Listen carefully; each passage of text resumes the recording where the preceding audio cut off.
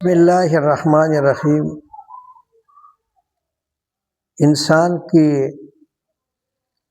اعمال کا دار و مدار نیت پر ہوتا ہے۔ نیت اچھی اجر اچھا، نیت اچھی اجر ختم۔ ثواب جو انسان کو اعمال پر ملتا ہے، نیک اعمال پر، وہ اس کے دل کی نیت پر ملتا ہے۔ اب اس کے دل کی بات ہے کہ وہ اگر کوئی عمل نیک کر رہا ہے اور عمل بھی نیک ہے، اچھا ہے، تو اس کی نیت کے مطابق اس کو اجر اور ثواب ملتا ہے۔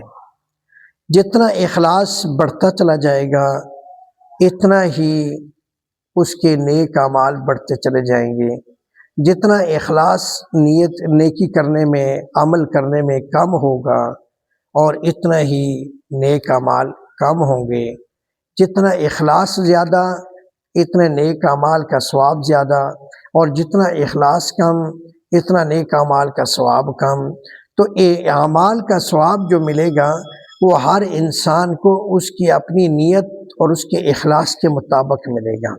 اس لیے اپنی نیتوں کو درست کر لو۔ نیت اچھی بن گئی تو ہمیں اللہ رب العزت بہت زیادہ نوازے گا۔ اس لیے فرماتے ہیں کہ اہل جنت کے اخلاق میں سے 3 باتیں اہل جنت کے اخلاق میں سے لکھی ہیں، کہ 3 باتیں اہل جنت میں سے ہیں۔ یعنی 3 باتیں ایسی ہیں کہ جو عمل کرے گا تو گویا کہ وہ اہل جنت میں سے ہے، یعنی جنت کے رہنے والوں میں سے ہے۔ اللہ تعالیٰ ان کو جنت میں ڈال دے گا بغیر حساب و کتاب کے، اور ان پر کسی قسم کا حساب و کتاب نہیں ہوگا۔ اور اللہ رب العزت اپنے فضل، اپنی رحمت، اپنے کرم، اپنی محبت، اپنی نوازشات سے ان کو جنتی کہے گا اور جنت میں داخل کر دے گا۔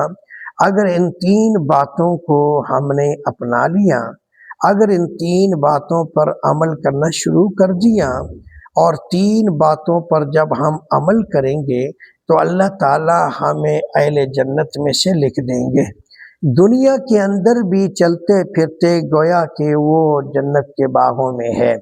پہلی بات یہ فرمایا، جو ظلم کرے اس سے درگزر کرنا۔ یعنی یہ نہیں ہو سکتا کہ اگر کوئی کسی کو گالی دیتا ہے تو مقابلے میں اگر وہ گالی دے گا تو یہ برابری ہو جائے گی، یہ بدلہ ہو جائے گا، اس کا اجر کوئی نہیں ہے، اس کا ثواب کوئی نہیں ہے۔ اس لیے کہ بندے نے جذبات میں آ کر خود ہی مقابلہ شروع کر دیا۔ ہمیشہ یاد رکھیں کہ جب خود مقابلہ شروع کر دیا جاتا ہے تو برابری ہو جاتی ہے، اور جب برابری آ جاتی ہے تو پھر اس میں ثواب نہیں ملا کرتا۔ اگر اس نے گالی دی ہے تو آپ نے بھی گالی دے دی ہے، اس نے اگر تھپڑ مارا ہے تو آپ نے بھی تھپڑ مار دیا ہے۔ تو اگر آپ نے اس کو ثواب میں بڑھانا ہے، اجر میں بڑھانا ہے، اور ثواب میں اس کو قیمتی کرنا ہے، تو پھر فرمایا کہ جو گالی دے تو خاموش ہو جاؤ، اس لیے اس کو جواب نہ دو۔ اور اگر آپ جواب نہ بھی دیں تو اللہ تعالیٰ اتنا مہربان ہے کہ تیری جگہ پر فرشتے کو لا کے کھڑا کر دے گا۔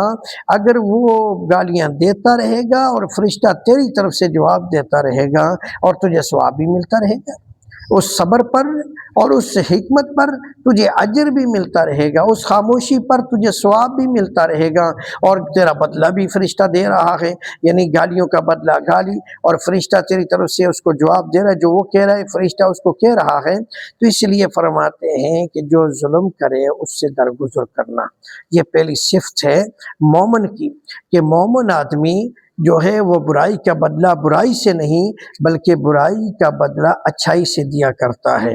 وہ برائی کی جگہ پر اور پتھر پھینک کر برائی نہیں کرتا، بلکہ برائی کی جگہ پر اچھائی کو پھیلانے کی کوشش کرتا ہے۔ یہ اہل جنت کے اخلاق میں سے ہے۔ اور دوسری چیز، جو معروم کرتا ہے اس کو وہ عطا کرتا ہے، یعنی جو معروم کرتا ہے اس کو وہ عطا کرتا ہے۔ مثال کے طور پر آپ کو کوئی چیز ضرورت ہے، کسی سے مانگی، اس کے پاس ہے، اس نے نہیں دی، لیکن یہ ہے کہ کل اگر اس نے آپ سے مانگ لی تو آپ اس کو عطا کر دیں۔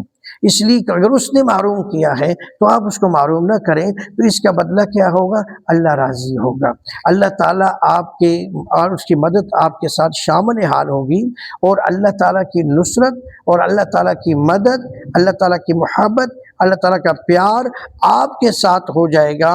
جو محروم رکھے اس کو آپ عطا کریں، جو محروم رکھے اس کو آپ عطا کریں، جو آپ کو نہ دے اس کو آپ عطا کریں۔ اس لیے فرماتے ہیں کہ اگر کوئی گھر میں سالن پکاؤ تو شوربہ زیادہ کر دو، ساتھ پڑوس میں بھیج دو، لیکن اس نیت سے نہ بھیجو کہ وہ کل ہمارے گھر بھیجے گا اس لیے، اور اگر اس نے اچھا سالن پکایا ہے تو اس نے نہیں بھیجا ہم کیوں بھیجیں، تو یہ مسئلہ نہیں ہے، بلکہ جو محروم کرے اس کو عطا کرو۔ اللہ تعالیٰ اس سے خوش ہوتا ہے، اس سے مطلب ہے کہ اس سے راضی ہوتا ہے، اس سے انعامات کی بارش کرتا ہے۔ اور تیسری چیز فرمائی، جو برائی کرے اس سے بھلائی کرو، یعنی جو آپ کے ساتھ برا پیش آئے، جو آپ کے ساتھ خندہ پیشانی سے پیش نہ آئے، جو آپ کے ساتھ برائی کرے، برا پیش آئے، آپ اس کے ساتھ بھلائی کرو۔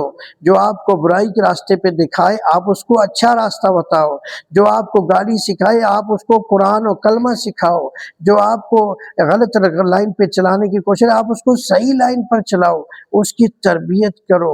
اس لیے فرماتے ہیں جو برائی کرے اس کے ساتھ بھلائی کرو۔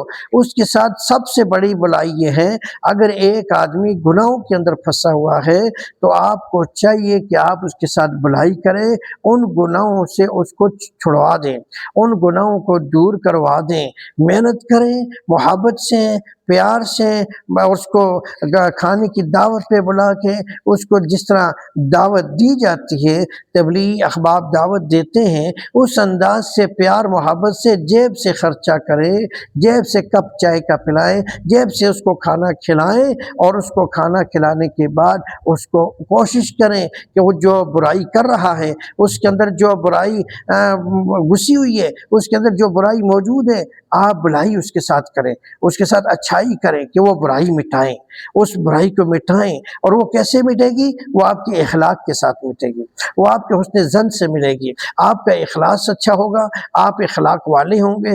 آپ اگر اس کو برا کہتے رہیں گے تو وہ دور بھاگے گا۔